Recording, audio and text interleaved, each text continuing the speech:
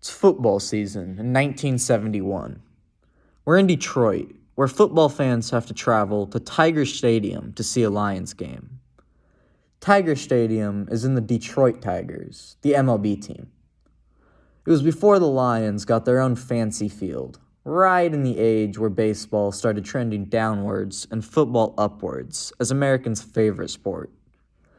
And on this 1971 day, in the middle of this Lions-Bears game, something very abnormal would happen.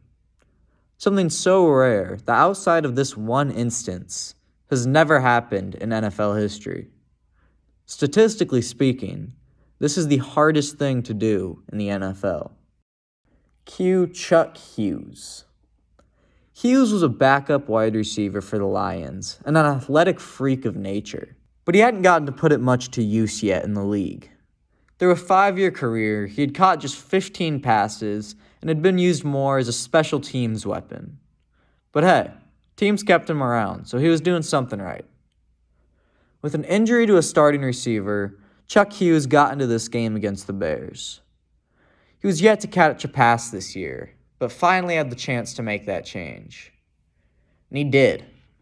Hughes held in a pretty 32-yard reception to set the Lions up and get the crowd going.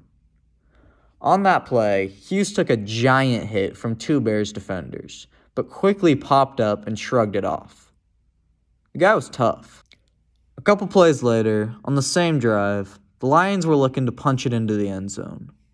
Hughes ran a short crossing route that he cut off early. He jogged back to the huddle, but stopped. Hughes collapsed onto the grass, clutching at his chest. Now, the Bears' defense have seen this before. It's all too common in this era for offensive players to fall down with a fake injury in order to get a free timeout. So when Hughes collapsed, Bears players began shouting explicitly at him, mocking him to get back up. But he didn't get up, and he never would. Medical staff from both teams rushed onto the field and tried everything. He was transferred to a hospital, but there was nothing to do. Chuck Hughes died on that field. But what may be the worst part is that he isn't the only one.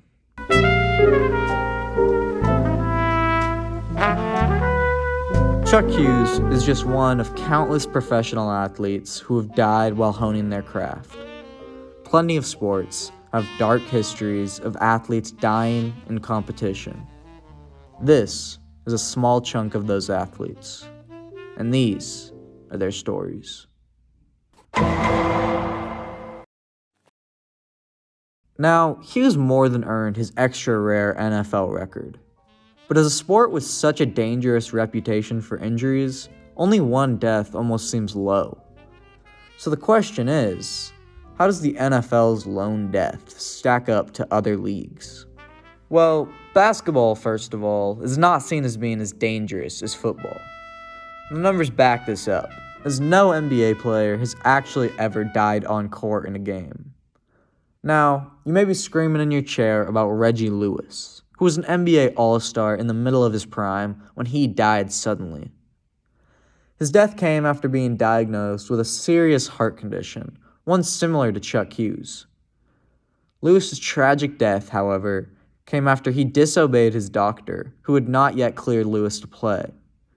He participated in off-season workouts anyways, and died of cardiac arrest at age 27. Now, the NBA's record looks perfect, but there's much more to tell in the sphere of basketball that we'll get to later.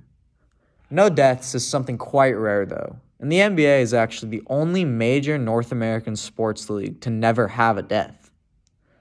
But before we finish out this list, let's check out some not-so-major sports leagues. Because no matter how popular or how safe, every sport has accidents. Okay. When you think of the one sport when no one could possibly die, what is it? Now, if you really thought you were smart and said ping pong, you're still dead wrong. But you were also wrong if you said golf.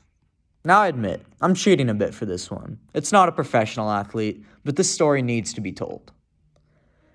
I don't know much about Peter Sador. I know he was born in 1912, and he lived a long life to be 83 years old. Now, Peter was not a professional golfer by any means, but this guy loved golf with all his heart. His son Dennis advocates that golf was what kept his father going, but Peter had never accomplished every golfer's dream. He'd never had a hole-in-one in his life. That sets the stage for Peter and his son to take a golf trip for the day to the Panorama Village.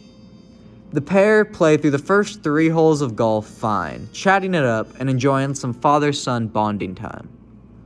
On the 4th hole, a 124-yard green stretch where you couldn't see the hole, they both teed off, just trying to put the ball on the green.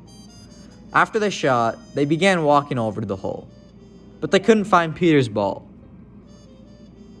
Against all odds, the 83-year-old actually did it, hitting his first ever hole-in-one.